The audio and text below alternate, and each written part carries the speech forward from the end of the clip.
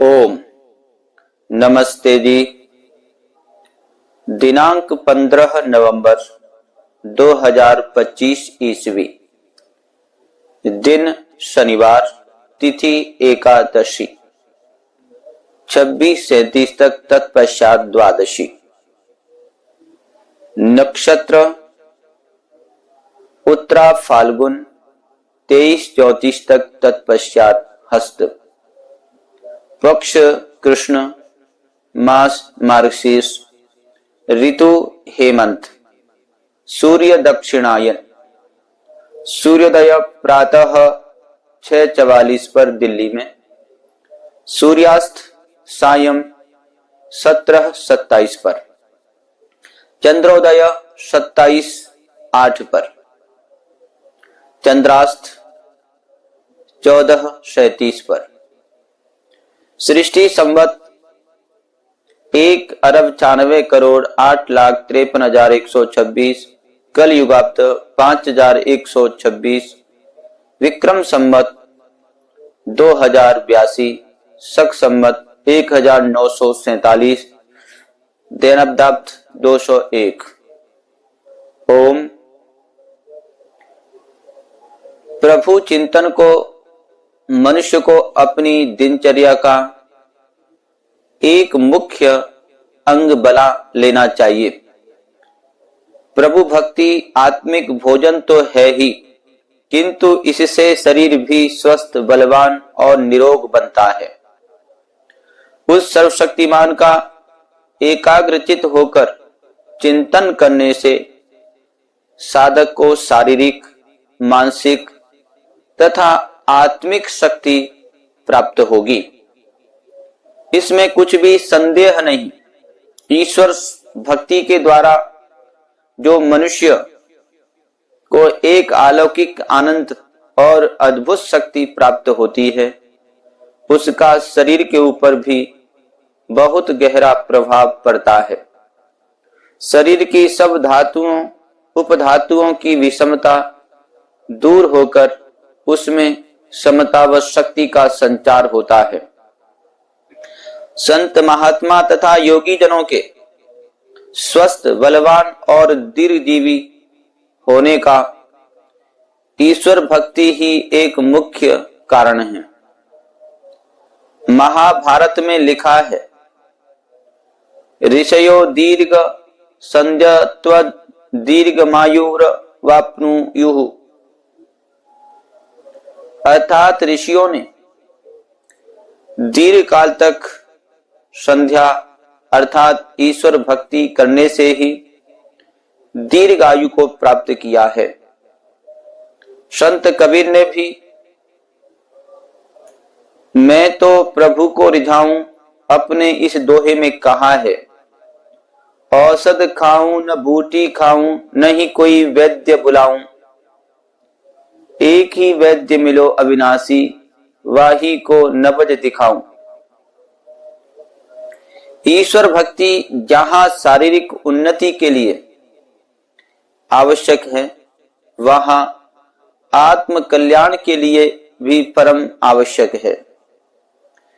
जिस प्रकार भोजन के बिना शरीर का काम नहीं चल सकता, इसी प्रकार बिना ईश्वर भक्ति के आत्मा का काम भी नहीं चलता। सच पूछा जाए तो शरीर के लिए भोजन इतना आवश्यक नहीं जितना आत्मा के लिए ईश्वर भक्ति। इसलिए ईश्वर भक्ति को आत्मिक खुराक कहा गया है। ईश्वर भक्ति से ही अज्ञान तिमिर का नाश होकर आत्मा में ज्ञान का प्रकाश होता है।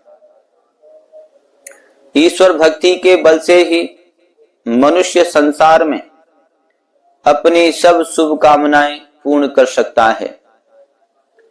प्रभु भक्ति से रोग, शोक, संताप, दरिद्रता, चिंता, निर्बलता आदि जितने भी क्लेश हैं, वे सब दूर हो जाते हैं।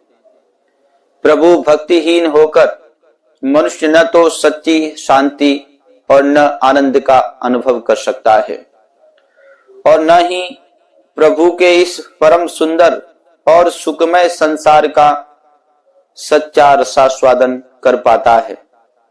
अतः आत्म कल्याण के लिए प्रतिदिन प्रभु का चिंतन अवश्य करना चाहिए।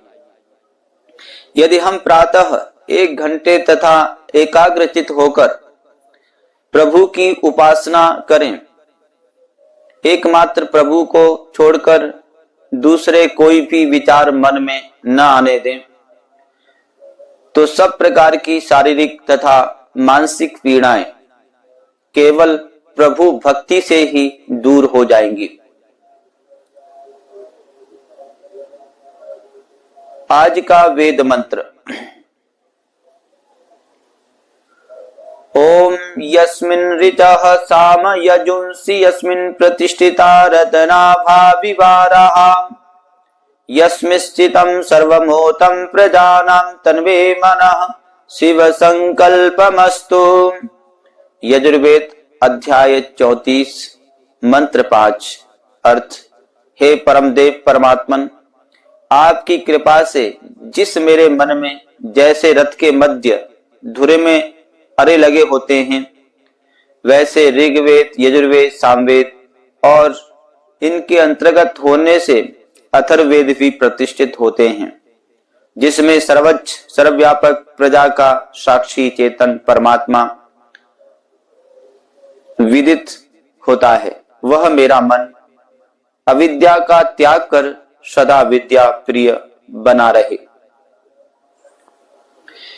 विश्व के एकमात्र वैदिक पंचांग के अनुसार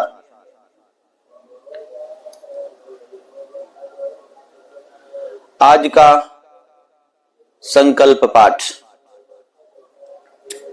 सृष्टादि संवत्सर, अयन, ऋतु, मास, तिथि, नक्षत्र, लग्न, मुहूर्त। ओम तत्सत। श्री ब्रह्मणो दिवसे द्वितीये प्रहरार्धे श्वेतवारः कल्पे वैवस्वते मनवंतरे अष्टाविंशतितमे कलयुगे कल प्रथम चरणे एक वृंद षण्वति कोटि अष्टलक्ष त्रिपंचाशत सहस्र षड्विंशत उत्तर शततमे 1,96,08,53,126 ख्रीष्टाब्दे द्व्यशीत उत्तर द्विसहस्रतमे 2082 विक्रमाब्दे एकाधिक द्विशतीतमे 201 दयानब्दाब्दे काल संवत्सरे रवि दक्षिणायने हेमंत ऋतौ मार्गशीर्ष मासे कृष्ण पक्षे एकादश्यां तिथौ उत्तरा फाल्गुन नक्षत्रे शनिवासरे शिव मुहूर्ते भूलोके जम्बू द्वीपे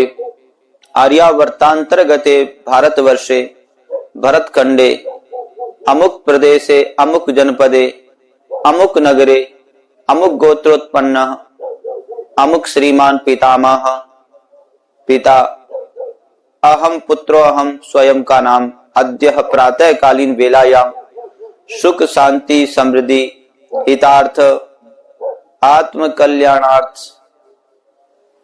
रोग शोक निवारणार्थ च यज्ञ कर्म करणाय भवन्तं वृणे। ओम शांति शांति शांति।